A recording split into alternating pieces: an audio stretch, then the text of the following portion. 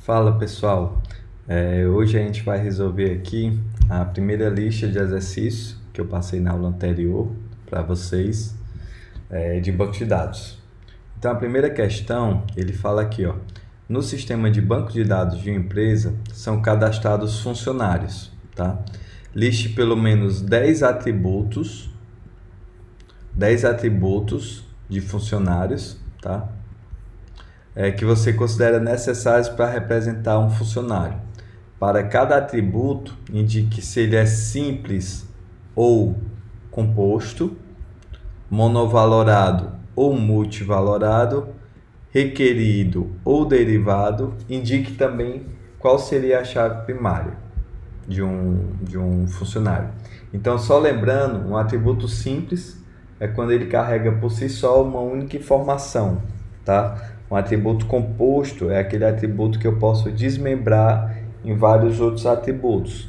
Um exemplo de atributo composto é o endereço, né? Onde eu posso ter rua, número, bairro, CEP, complemento, enfim. Atributo monovalorado ou multivalorado. Monovalorado possui um único valor. Multivalorado, como o próprio nome sugere, ele pode possuir muitos valores. Então, o exemplo que a gente citou aqui foi a titulação de uma pessoa. Ela pode ser graduada e especialista, pode ser graduada e mestre, pode ser graduada, mestre e doutor, né? Então, é um exemplo aí de atributo multivalorado. Requerido ou derivado, requerido é um atributo que ele é obrigatório, tá? Então, é um atributo que essencialmente eu tenho que ter, ele é obrigatório. E um atributo derivado, ele é um atributo que eu posso calcular a partir de outros atributos, tá? Então, vamos aqui resolver a questão, né? Então, para funcionário, quais seriam os atributos que eu poderia ter para funcionário? Vou colocar aqui a questão 1. Alguns atributos que eu poderia ter para funcionário. Pensando já no banco, na tabela, o primeiro atributo que eu iria criar seria ID funcionário. O ID funcionário, ID underline funcionário, ele nada mais é do que apenas o identificador de funcionário, tá? Que aqui no caso ID funcionário seria um atributo simples, monovalorado e requerido. Então aqui eu vou só colocar aqui que é simples,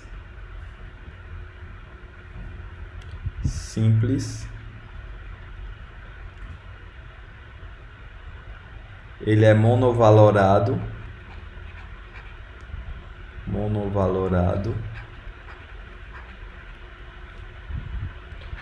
e ele é requerido, ele é obrigatório, tá? Então eu posso determinar que seja obrigatório você informar o ID funcionário, que poderia ser uma chave primária.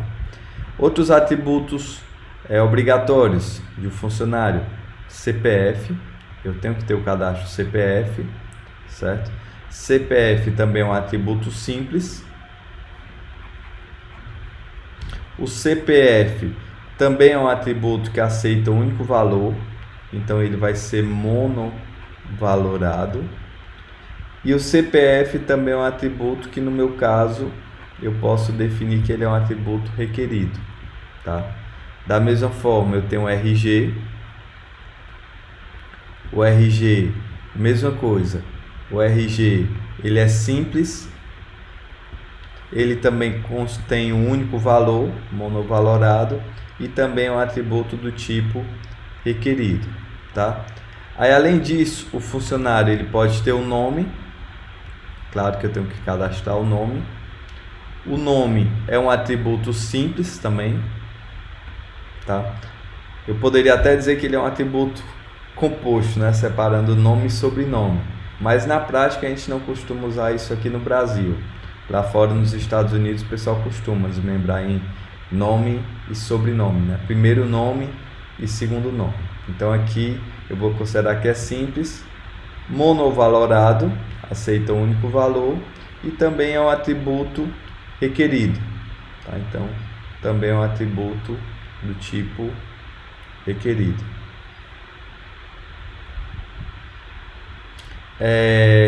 Vou botar aqui data de nascimento, DT nascimento do funcionário.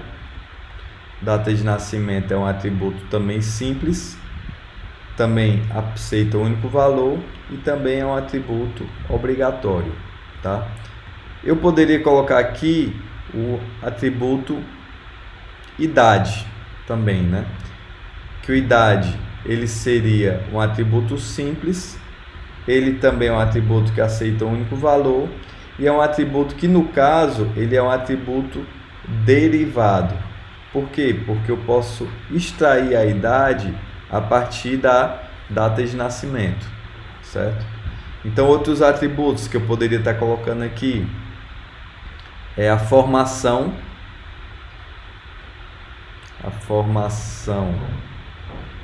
do funcionário. Então a formação do funcionário é um atributo simples,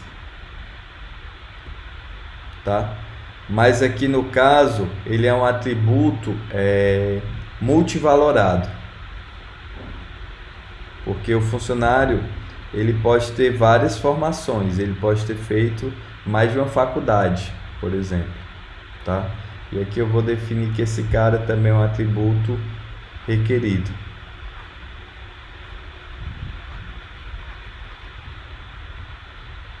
Um outro atributo é o endereço do meu funcionário, né? Eu tenho que saber a localização onde ele mora, que aqui o endereço ele é um atributo composto, né? O endereço eu posso desmembrar em vários atributos, como rua, CEP, número, bairro, enfim. Ele é um atributo monovalorado, não possui uma lista de valores. Não é porque ele é composto que ele é multivalorado, ele é monovalorado. Eu vou cadastrar um único endereço para o funcionário, tá? Então ele aceita apenas o único valor. Só que esse valor ele é composto por vários outros atributos. E eu posso definir aqui que esse atributo também é requerido, ok? Então aqui eu já tenho 3, 6, 7, 8. Vou colocar aqui mais 2. Vou colocar aqui salário base.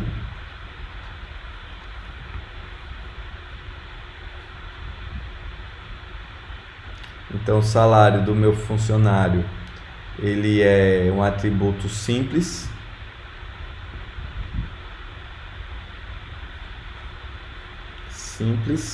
Ele é um atributo também monovalorado, aceita um único valor, e é um atributo requerido, certo? Então agora eu tenho 3, 6, 7, 8, salário base. O que mais que eu poderia colocar aqui do meu funcionário?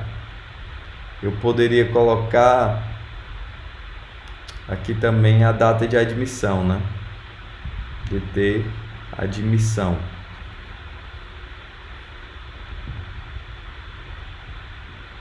Que aqui eu poderia colocar aqui que ele é um atributo simples.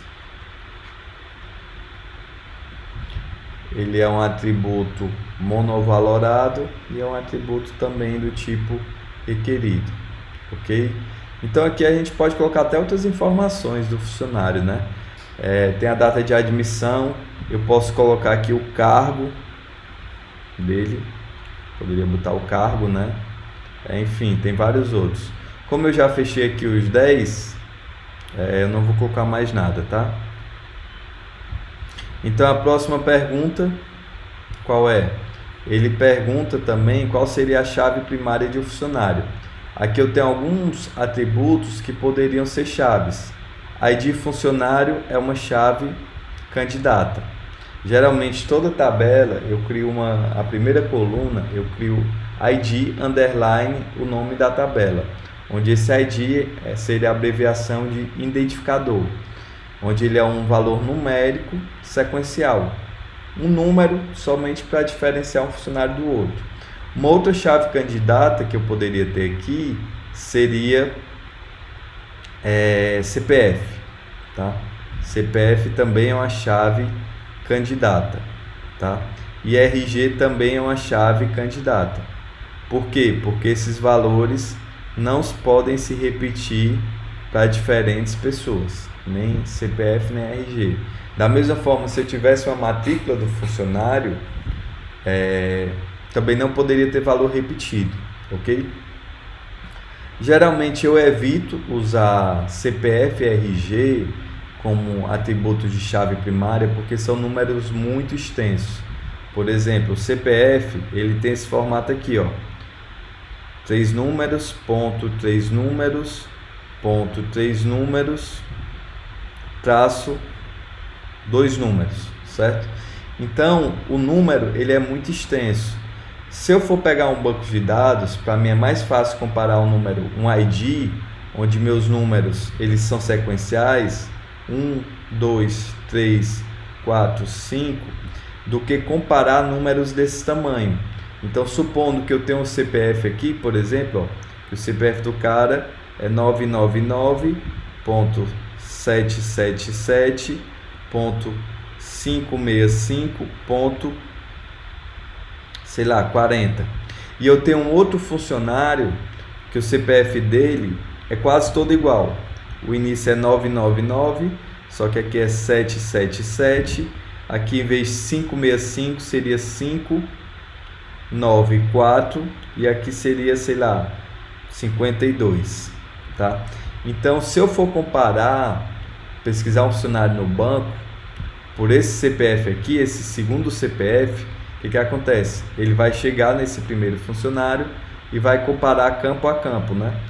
Esse número aqui é igual, esse é igual, esse é igual, esse é igual, todos esses são iguais. Até que aqui esse número passa a ser diferente. Então aqui ele pesquisou esse CPF aqui, ó, somente no terceiro, sexto, sétimo, no oitavo dígito é que ele percebeu que esse não é o CPF que ele está procurando. Então ele vai descarta esse registro e vai procurar no registro de baixo. Então, como é um número grande, extenso, essa comparação entre números grandes, quando o início é similar, quando o início é igual, acaba levando mais tempo. Então, por isso, quando eu trabalho com números sequenciais, então geralmente eu tenho uma pesquisa mais eficiente, porque aqui, talvez na minha base de dados funcionário, eu nem tenho tudo isso aqui de funcionários para comparar, né? Eu tenho, sei lá, 2.000 funcionários no máximo, 3.000, aí vai depender do tamanho do porte da empresa, obviamente. Mas é sempre melhor usar o ID funcionário do que usar o CPF e o RG, pela questão do desempenho na pesquisa da minha chave primária, ok? Então, resolvida aqui a primeira questão, tá? Vamos aqui para a segunda. A segunda diz o quê? Numa universidade, cada aluno está vinculado a um curso. Os professores, então vou logo destacando aqui, ó. Numa universidade, que é o que ele fala, cada aluno está vinculado ao curso. Então, eu tenho universidade como entidade, eu tenho aluno e tenho curso, tá? Eu identifico como entidades informações que eu sei que contém várias informações anexadas. Uma universidade, eu sei que tem um conjunto de atributos. Um aluno tem um conjunto de atributos. Um curso tem um conjunto de atributos. Então ele fala, os professores ministram disciplinas que são cursadas pelos alunos. Baseado nessas observações, indique quais as entidades que devem fazer parte do banco de dados de uma universidade e quais os relacionamentos existentes entre essas entidades. Então, vou só baixar aqui. Então, como é que seria aqui minha segunda questão? Na minha segunda questão, ele já fala aqui, tá? Que ele tem... Perdão. Na minha segunda questão, ele já fala que tem uma universidade, certo? Então, a primeira entidade aqui seria a minha própria universidade. Então, vou criar aqui, universidade.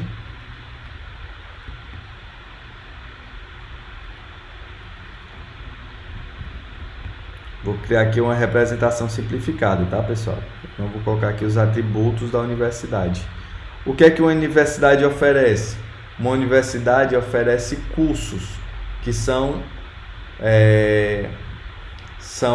onde os alunos se matriculam nesses cursos, certo? Então, uma universidade, ela se relaciona com curso. Então, tem universidade e tenho curso. Uma universidade pode oferecer... Uma universidade, ela pode oferecer vários cursos, tá? Então, uma universidade pode oferecer vários cursos, computação, matemática, ciências sociais, economia, medicina, direito. E um curso, ele pertence a uma universidade. Na verdade, eu posso dizer até que um curso, ele pode pertencer a múltiplas universidades. O mesmo curso de computação, ele pode existir em várias universidades, certo? Então, aqui eu poderia criar um relacionamento do tipo, na verdade, um para muitos, né? Muitos para muitos. Universidade, curso. Como eu sei que isso aqui não existe na prática, então tenho que criar uma tabela intermediária, que eu vou chamar aqui universidade, cidade, underline, curso.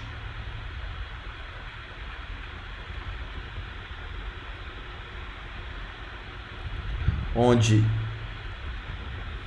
aqui eu vou ter relacionamento de um para muitos,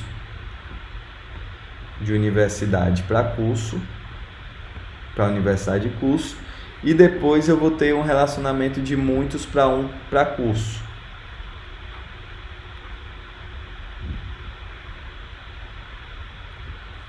Então aqui eu vou ter um relacionamento de muitos para um. Então curso pode ter várias universidades curso, e aqui eu tenho um curso, certo? Então a universidade, ela oferece cursos, onde os cursos são realizados por alunos. Só que os cursos são realizados pelos alunos por meio das disciplinas. Então o curso, ele contém várias disciplinas. Vou colocar aqui disciplina.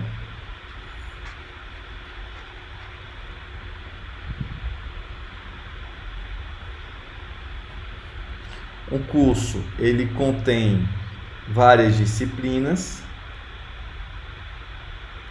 e uma disciplina, ela pertence a um curso, tá? Uma disciplina pertence a um curso, ok? E as disciplinas são cursadas pelos alunos. Então, um aluno, ele pode realizar várias disciplinas, uma disciplina pode ter vários alunos. Então aqui eu vou colocar aqui o aluno, certo? Onde o aluno, ele pode realizar várias disciplinas e uma disciplina pode ter vários alunos. Então o aluno realiza várias disciplinas, uma disciplina pode ter vários alunos. Como isso aqui é um relacionamento muitos para muitos, eu não posso ter esse relacionamento no meu banco de dados. Então, tenho que criar aqui a entidade aluno disciplina. Então, eu crio aqui aluno, underline, ou criar aqui aluno disc, tá? Seria a abreviação aqui para disciplina. Então, aqui é um relacionamento do tipo 1 para muitos, e aqui seria o relacionamento do tipo muitos para 1, aluno disciplina. E as disciplinas, elas são ministradas por professores, tá? E ele fala aqui, ó, os professores ministram disciplinas que são cursadas pelos alunos. Então aqui, os professores, eles oferecem uma disciplina em um determinado período, tá? Então aqui eu tenho as disciplinas, quer dizer, eu tenho os professores,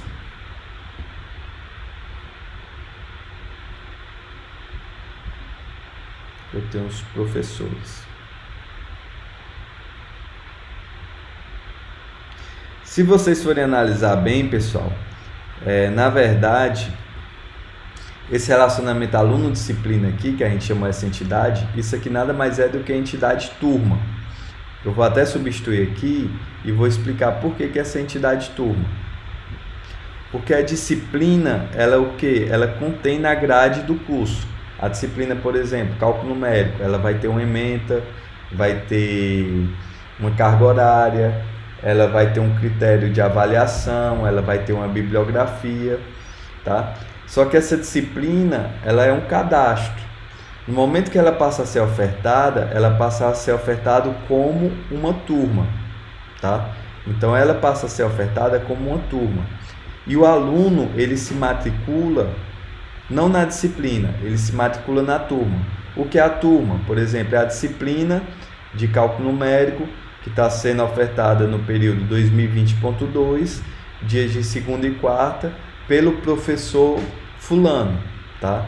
Então o professor fulano, ele é o professor dessa turma, que essa turma, ela é dessa disciplina.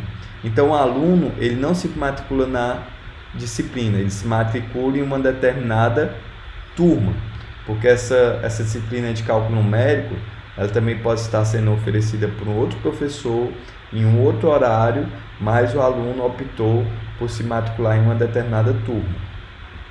Então, pensando nisso, vocês vão de convir comigo que o professor, na verdade, ele ministra a disciplina, certo? Mas isso por meio da turma.